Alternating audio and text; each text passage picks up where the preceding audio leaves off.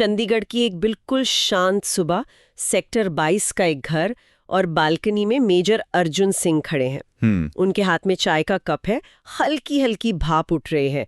नीचे उनका बेटा अपनी साइकिल चला रहा है और मतलब अंदर रसोई में उनकी पत्नी मीरा नाश्ता बना रही हैं। बाहर से देखने पर तो ये एकदम किसी परफेक्ट पारिवारिक तस्वीर जैसा लगता है। बिल्कुल, लेकिन अगर कोई अर्जुन की आंखों में गहराई से देखे तो वो एकदम खाली है। हाँ, वो शारीरिक रूप से वहां हैं लेकिन मानसिक रूप से नहीं। सही कहा, उनका शरीर सुरक्षित रूप से चंडीगढ़ की उस बालकनी में है, लेकिन उनका दिमाग इस समय वहां बिल्कुल नहीं है।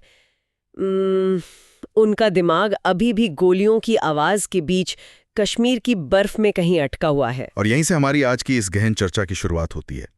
शरीर और दिमाग के बीच का ये जो विरोधाभास है ना। हाँ, आज हम एक ऐसी सच्ची घटना और उसके मनोवैज्ञानिक विश्लेषण पर बात करने वाले हैं जो हमें उस अदृश्य दुनिया में ले जाता है जिसे हम पोस्ट ट्रॉमेटिक स्ट्रेस डिसऑर्डर या PTSD कहते हैं। बिल्कुल, हमारे पास आज जो स्रोत हैं वो मेजर अर्जुन सिंह के जीवन के वास्तविक अनुभवों पर आधारित हैं। और इस चर्चा का हमारा मकसद ये समझना है कि जब कोई सैनिक युद्ध से लौटता है तो सिर्फ उसका शरीर घर वापस आना ही काफी क्यों नहीं होता। सही बात है, उसके अंदर जो एक अदृश्य युद्ध चल रहा है उसे जीतना भी उतना ही जरूरी है। तो ये सिर्फ एक सैन्य कहानी नहीं है, ये इंसान के दिमाग की सबसे जटिल पहेलियों में से एक को सुलझाने की कोशिश है। मैं वापस उस बालकनी वाले दृश्य पर आना चाहूंगी। हाँ, बताइए। क्योंकि यह बहुत कुछ कहता है।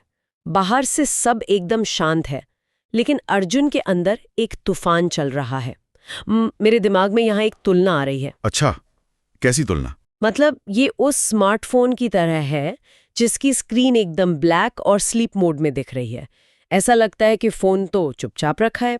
समझ रहा हूँ। लेकिन बैकग्राउंड में कोई बहुत भारी, बहुत जटिल नेविगेशन या गेमिंग ऐप चल रही है और वो ऐप पूरे सिस्टम की बैटरी को तेजी से खत्म कर रही है। प्रोसेसर को गर्म कर रही है। बिल्कुल, और अंदर ही अंदर पूरे सिस्टम को धीमा कर रही है। अर्जुन के चेहरे पर कोई भाव नहीं है, लेकिन अंदर कुछ बहुत भारी चल रहा है। ये स्मार्टफोन वाली एनालॉजी ना इस स्थिति को बहुत अच्छी तरह से स्पष्ट करती है ना? हाँ, अगर हम इसके पीछे के विज्ञान को देखें तो ट्रॉमा या जो गहरा मानसिक आघात होता है वो असल में इंसान के नर्वस सिस्टम की कोडिंग को ही बदल देता है। बाप रे, मतलब वो पूरी कोडिंग ही बदल देता है? बिल्कुल, वो जो बैकग्राउंड ऐप है वो असल में अर्जुन का अतीत है।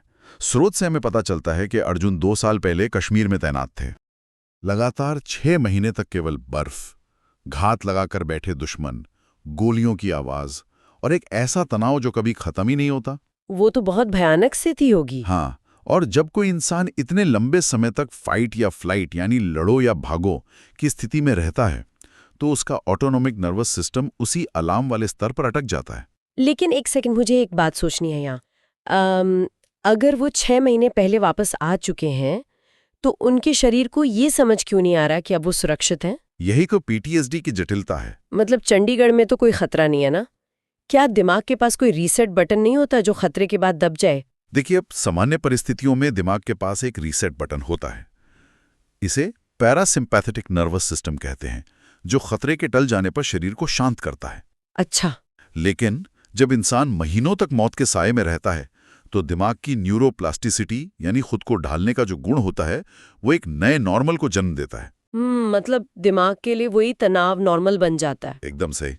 दिमाग ये मान लेता है कि दुनिया एक बेहद खतरनाक जगह है और आराम करना जानलेवा हो सकता है। अरे, इसलिए वो उस खतरे वाले रडार को कभी बंद ही नहीं होने देता। इंसान सुरक्षित जगह पर तो आ जाता है, लेकिन उसका दिमाग उसी युद्ध भूमि में पहरा देता रहता है। तो वो कौन सी खास घटना थी जिसने इस रडार को अर्जुन के लिए हमेशा के लिए ऑन कर दिया? स्रोत के अनुसार कश्मीर के गांव में एक ऑपरेशन चल रहा था। अर्जुन और उनकी टीम गांव में घुसी ही थी कि अचानक चारों तरफ से फायरिंग शुरू हो गई। और उस टीम में अर्जुन के साथ उनके सबसे अच्छे दोस्त कैप्टन रोहित भी थे। हाँ, और सेना में दोस्ती का मतलब सिर्फ साथ खाना या हंसना नहीं होता। वहां दोस्ती का मतलब है एक दूसरे की जान की रक्षा करना। बिल्कुल। और उसी अचानक हुई फायरिंग में स्रोत बताता है कि कैप्टन रोहित अर्जुन की ही आंखों के सामने गिर जाते हैं। वो एक बहुत ही खौफनाक पल था। मतलब अर्जुन भारी गोलीबारी के बीच रोहित को उठाने की कोशिश करते रहे, लेकिन तब तक बहुत देर हो चुकी थी, रोहित जा चुके थे। और यही वो पल था जब अर्जुन अंदर से पूरी तरह टूट गए। उनका वो जो सुरक्षित दुनिया का भ्रम था वो टूट गया। यहाँ मैं एक सवाल उठाना चाहूंगी जो शायद सुनने वालों के मन में भी आ रहा हो। हाँ, जरूर। हर सैनिक युद्ध में जाता है, हर सैनिक गोलियों की आवाज सुनता है, और अर्जुन भी एक बहुत अनुभवी ऑफिसर थे। हाँ। उन्होंने पहले भी मौत देखी होगी। सही बात है। तो फिर हर सैनिक को पीटीएसडी क्यों नहीं होता? अर्जुन को सिर्फ इसी घटना से ऐसा क्यों हुआ? ये एक बहुत ही अहम सवाल है।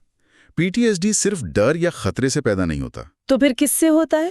ये अक्सर तब होता है जब खतरे के साथ साथ गहरी असहायता और एक नैतिक आघात, जिसे मॉरल इंजरी कहते हैं, वो जुड़ जाता है। मॉरल इंजरी मतलब अपने ही उसूलों या विश्वास का टूटना? हाँ, अर्जुन एक अफसर थे, उन्हें लगता था कि वो अपनी टीम की रक्षा कर सकते हैं। ये उनके दिमाग का एक स्थापित विश्वास था। रोहित की मौत ने सिर्फ एक दोस्त नहीं छीना, बल्कि अर्जुन के उस विश्वास को तोड़ दिया कि उनका स्थितियों पर कोई नियंत्रण है। ये तो बहुत गहरी बात है। जब दिमाग इस हकीकत को प्रोसेस नहीं कर पाता कि वो अपने सबसे करीबी इंसान को नहीं बचा सका, तो वो एक ऐसे लूप में फंस जाता है जहां से बाहर आना नामुमकिन लगने लगता है। और इसका सीधा असर तब दिखता है जब 6 महीने बाद अर्जुन घर लौटते हैं। बिल्कुल। बाहर से सब खुश हैं कि जंग खत्म हो गई, लेकिन घर के अंदर जो खामोश लक्षण थे वो दिखने शुरू होते हैं। स्रोत में ना एक बहुत ही भावुक दृश्य है। जब अर्जुन घर पहुंचते हैं तो उनका छोटा बेटा दौड़ कर आता है और खुशी से पापा कहकर उनके पैरों से लिपट जाता है। किसी भी पिता के लिए ये बहुत भावुक पल होना चाहिए। वही तो, कोई भी पिता इतने समय बाद अपने बच्चे को देखेगा तो उसे उठाकर चूम लेगा, लेकिन अर्जुन बस मुस्कुरा देते हैं। उन्होंने उसे गले नहीं लगाया। यहीं से पता चलता है कि ट्रॉमा ने अंदर क्या किया है। एक मिनट, मुझे यहाँ ये बात समझ नहीं आ रही है। अगर उन्हें पीटीएसडी है, जो कि डर या चिंता से जुड़ा है, तो प्यार पर इसका असर क्यों पड़ रहा है? ये उलझन बहुत स्वाभाविक है। हमें लगता है कि आघात सिर्फ डर को बढ़ाता है। हाँ, मतलब अगर उन्हें अपने बेटे से प्यार है, तो दिमाग उन्हें अपने बच्चे को गले लगाने से क्यों रोकेगा? इससे तो उन्हें खुशी और सुकून मिलना चाहिए ना? असल में ट्रॉमा इमोशनल नंबिंग यानी भावनाओं को शून्य करने का काम करता है। इंसान का दिमाग बहुत चतुर होता है। अच्छा। जब वो बहुत ज्यादा दर्द, जैसे रोहित को खोने का दर्द, बर्दाश्त नहीं कर पाता, तो वो एक सर्किट ब्रेकर की तरह काम करता है। मतलब दर्द से बचने के लिए सारी भावनाएं बंद कर दो, मुख्य स्विच ही गिरा दो। ठीक ऐसा ही। दिमाग ये तय नहीं कर सकता कि वो सिर्फ दुख को शून्य करेगा और खुशी को चालू रखेगा। शून्यपन हर भावना पर लागू होता है। ओह, ये तो बहुत भयानक है। अर्जुन के अवचेतन मन को लगने लगा था कि अगर वो किसी चीज से बहुत गहरा जुड़ाव महसूस करेंगे, जैसे अपने बेटे से प्यार, तो उसे भी खोने का दर्द सहना पड़ेगा। बाप रे। इसलिए उनका दिमाग उन्हें जुड़ाव महसूस करने से ही रोक रहा था। ये कोई क्रूरता नहीं थी, ये उनके दिमाग का उन्हें बचाने का एक तरीका था। ये बहुत ही दुखद है कि जिस चीज से इंसान को सबसे ज्यादा प्यार है, उसका अपना दिमाग उसी से उसे दूर कर रहा है। हाँ, ये ट्रॉमा का सबसे दर्दनाक हिस्सा है। इसके साथ ही रात में उनका अचानक पसीने से भीग कर उठ जाना, पत्नी मीरा के पूछने पर कि क्या सब ठीक है, उनका सिर्फ हाँ कहकर करवट बदल लेना, ये सब उस अदृश्य लड़ाई के संकेत थे। और ये सिर्फ रात तक सीमित नहीं था। नहीं, ये कहानी अपने सबसे खतरनाक मोड़ पर तब आती है जब एक दिन अर्जुन का बेटा खेलने के लिए एक पटाखा लेकर आता है। वो बहुत ही क्रिटिकल मोमेंट था।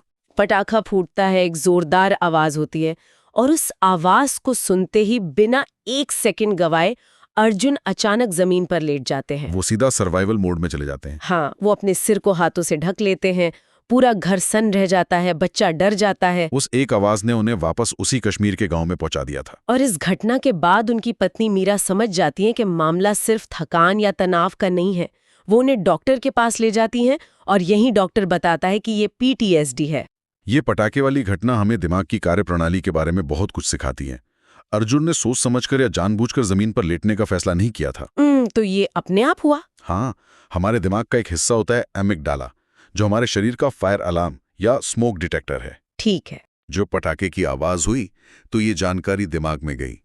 आमतौर पर यह आवाज दिमाग के तार्किक हिस्से, जिसे प्रीफ्रंटल कॉर्टेक्स कहते हैं, वहां जाती है, जो ये समझता है कि खतरा असली है या नहीं। बिल्कुल।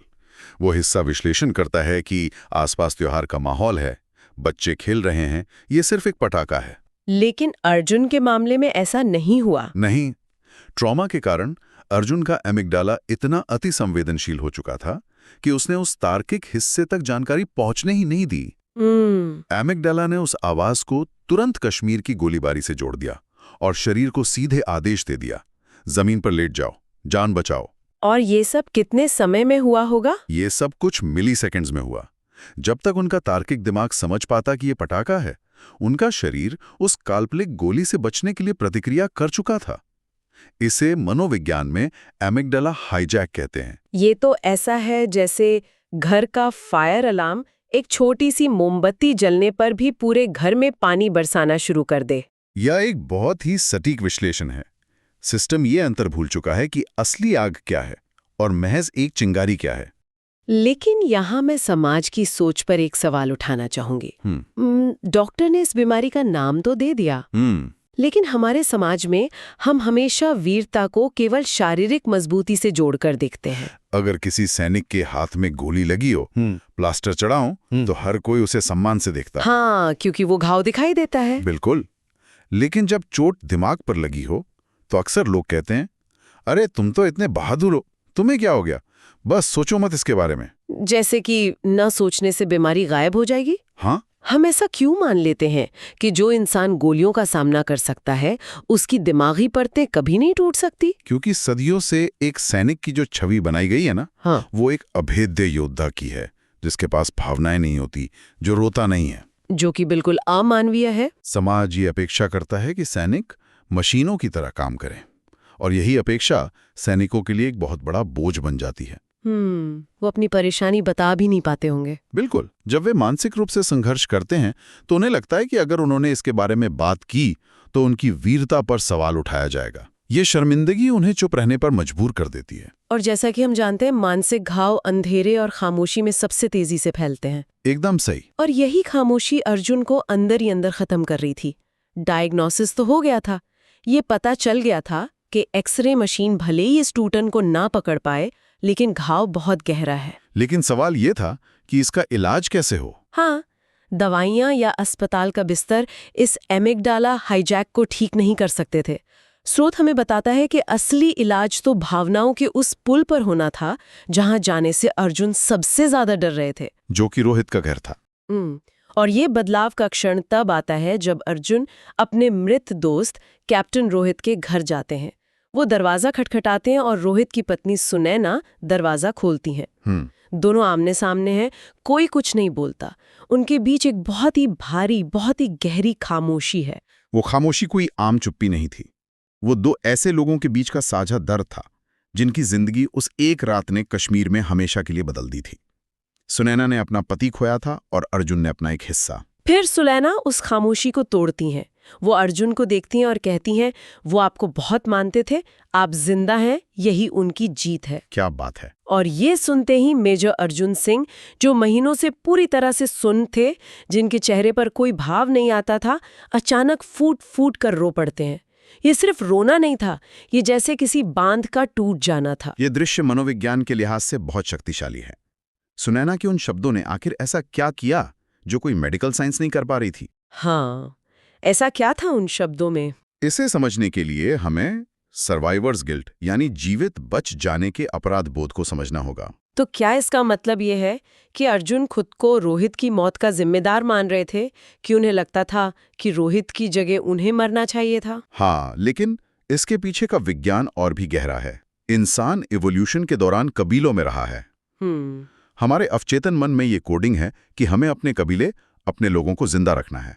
जब हमारे आसपास किसी की अचानक मौत होती है और हम बच जाते हैं, तो दिमाग इस बेतरतीब घटना को स्वीकार नहीं कर पाता। मतलब वो इस रैंडमनेस को समझ नहीं पाता। बिल्कुल। दिमाग को अनिश्चितता पसंद नहीं है, इसलिए वो एक कारण ढूंढने लगता है। अक्सर वो कारण खुद को दोषी ठहराने के रूप में सामने आता है कि अगर मैं थोड़ा और तेज दौड़ता तो वो बच जाता। ऐसा सोचने से क्या मिलता है दिमाग को? क्योंकि खुद को दोषी मानना ये एहसास देता है कि चीजें हमारे नियंत्रण में थीं, कि अगर हमने कुछ अलग किया होता तो नतीजा बदल जाता। ये तो बहुत ही चौंकाने वाली बात है। मतलब दिमाग अनिश्चितता के डर से बचने के लिए खुद को ही मुजरिम बना लेता है। बिल्कुल। और इसी अपराध बोध के कारण अर्जुन अपने बच्चे को गले नहीं लगा पा रहे थे। अब समझ आया। जब भी वो अपने बेटे को देखते तो उनका अवचेतन मन उन्हें याद दिलाता कि रोहित का बच्चा अब कभी अपने पिता को गले नहीं लगा पाएगा। उन्हें लग रहा था कि उन्हें खुश रहने का, प्यार महसूस करने का कोई हक नहीं है। और यहीं पर सुनैना के शब्द एक जादुई चाबी का काम करते हैं। सुनैना ने कहा, अब जिंदा है, यही उनकी जीत है। सुनैना जो रोहित की पत्नी थी, जो अर्जुन को सबसे ज्यादा जिम्मेदार ठहरा सकती थी, उन्होंने न केवल अर्जुन को माफ किया बल्कि उनके जीवित रहने को एक उद्देश्य दे दिया। इसे मनोविज्ञान में कॉग्निटिव रीफ्रेमिंग कहते हैं। सुनैना ने उस कहानी को ही बदल दिया जो अर्जुन अपने दिमाग में महीनों से चला रहे थे। उन्होंने नजरिया ही बदल दिया। हाँ, सुनैना ने अर्जुन के जीवित रहने को एक अपराध से निकालकर रोहित की शहादत के सम्मान में बदल दिया। उन्होंने अर्जुन को वो अनुमति दे दी जिसे अर्जुन खुद को नहीं दे पा रहे थे। जीवित रहने की अनुमति, बिना अपराध बोध के सांस लेने की अनुमति। सही कहा। जब अर्जुन रोए तो वो केवल आंसू नहीं थे, वो उस पिघले हुए अपराध बोध का बह जाना था जिसने उनकी भावनाओं को महीनों से सुन्न कर रखा था। ये इस बात का बहुत बड़ा सबूत है कि भावनाओं को दबाना, उस दर्द से भागना कोई समाधान नहीं है। उसका सामना करना, उस आघात से जुड़े लोगों या जगहों का सामना करना ही इलाज की पहली सीढ़ी है। बिल्कुल, भागने से कुछ हल नहीं होता। और इसी के साथ श्रोता हमें इस कहानी के बहुत ही सुकून देने वाले अंत की तरफ ले जाता है। उस शाम जब अर्जुन रोहित के घर से लौटते हैं तो दृश्य फिर से उसी चंडीगढ़ की बालकनी का है। उनका बेटा नीचे फिर से साइकिल चला रहा है। अर्जुन बालकनी से नीचे आते हैं। इस बार उनकी आंखें खाली नहीं हैं। वे धीरे से अपने बेटे के पास जाते हैं और उसे कस के गले लगा लेते हैं। और उनकी पत्नी? दूर खड़ी उनकी पत्नी मीरा की आंखों में राहत के आंसू हैं। वो मुस्कुरा रही हैं। वो गले लगाना कोई साधारण घटना नहीं है।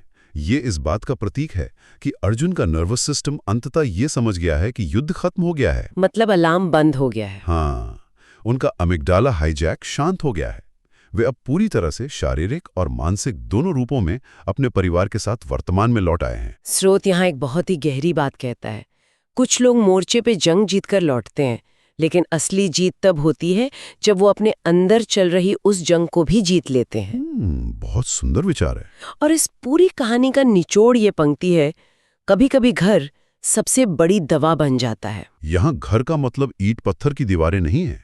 एक मनोवैज्ञानिक घर वो जगह है जहाँ इंसान को अपनी कमजोरियों के लिए जज नहीं किया जाता, जहाँ उन्हें खुद को हमेशा मजबूत साबित करने की जरूरत नहीं होती। बिल्कुल, जहां किसी को यह साबित करने का दबाव नहीं होता कि वो कितना मजबूत है। मीरा का वो धैर्य, डॉक्टर के पास ले जाने की समझ और सुनैना की वो संवेदनशीलता, इन सब ने मिलकर अर्जुन के लिए एक ऐसा सुरक्षित मानसिक दायरा बनाया जहां उनका दिमाग उस अलार्म को बंद करने के लिए तैयार हो सका। इस पूरी यात्रा को देखकर, उस नर्वस सिस्टम के अटके हुए रडार से लेकर एमिगडाला के उस शॉर्ट सर्किट तक और सर्वाइवर्स गिल्ट के पिघलने तक, हमें एक बात समझ आती है कि इंसान का दिमाग कितना नाजुक और साथ ही कितना लचीला भी है। हाँ, अगर उसे सही माहौल मिले तो वो खुद को ठीक कर सकता है। तो आज की इस गहन चर्चा को खत्म करते हुए मैं सुनने वालों के लिए सोचने के लिए एक बात छोड़ना चाहूंगी। जरूर। इस कहानी ने हमें बताया कि घर यानी एक सुरक्षित वातावरण सबसे बड़ी दवा है, लेकिन क्या सच में हमारी दुनिया, हमारा समाज ऐसे लोगों के लिए एक सुरक्षित घर बन पाया है जो रोज अपने अंदर कोई अदृश्य युद्ध लड़ रहे हैं? ये एक बहुत ही अहम सवाल है। आजकल हम हर जगह मेंटल हेल्थ और वेलनेस की बात करते हैं, लेकिन क्या हम सिर्फ उन बीमारियों को स्वीकार करते हैं जिन्हें आसानी से समझाया जा सके? जब किसी इंसान का व्यवहार अचानक बदल जाता है, जब वो अपनों से कटने लगता है या छोटी छोटी बातों पर अजीब प्रतिक्रिया देने लगता है, तो क्या हम उसे पागल या बदमिजाज का टैग देने से पहले रुकते हैं? अक्सर लोग टैग देने में जल्दबाजी करते हैं। बिल्कुल। क्या हम बिना उनके कहे उनकी उस भारी खामोशी को सुनने और उन्हें इतना सुरक्षित महसूस कराने के लिए तैयार हैं कि वे अपना वो अदृश्य घाव बिना किसी शर्मिंदगी के दुनिया के सामने रख सकें? यही असली चुनौती है हम सब के लिए। हाँ, शायद किसी को ठीक करने का पहला कदम सलाह देना नहीं, बल्कि बस उनके उस छिपे हुए दर्द को एक शांत स्वीकृति देना है।